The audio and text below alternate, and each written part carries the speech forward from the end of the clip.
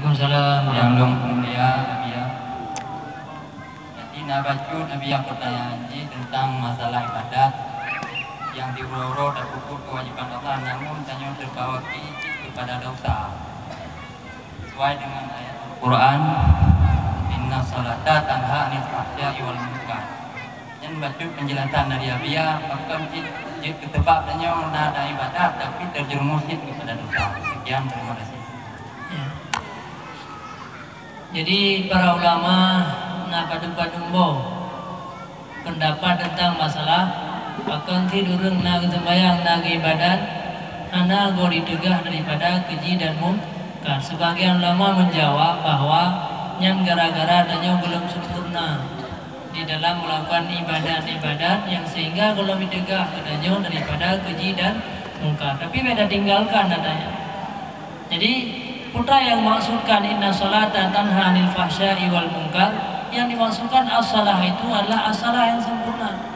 Maka orang yang apabila bersembahyang, karena dalam hadis Rasulullah menyampaikan 3 mantang legedanya bersujudnya akan runtuh segala dosa. Dalam tak berwudu mantang kagada segala dosa-dosa gedanya. Di dalam gedanya selesai daripada wudu, di dalam jarah langit Allah Subhanahu wa taala akan menurunkan rahmat yang banyak. Maka dari full dalam ibadah-ibadatnya tentang salahnya bahwa sesuatu yang bisa menggugurkan dosa. Maka lagi lengkon sampaikan dulu, orang yang kabur dosanya han akan legonya terjerumus dalam dosa apabila hatinya bersih.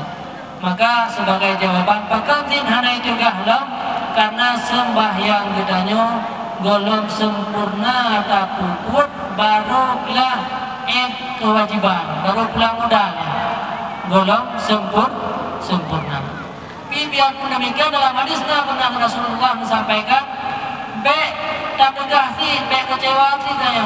Tapi ada orang dalam hadis tidak pemuda terus melakukan maksiat kepada Allah, sehingga Rasulullah menyampaikan yuk sembahyang hendak negah daripada maksiat, yuk sembahyang undang kiban Rasulullah kupumai sembahyang hendak tetap pun maksiat lagi biasa sih.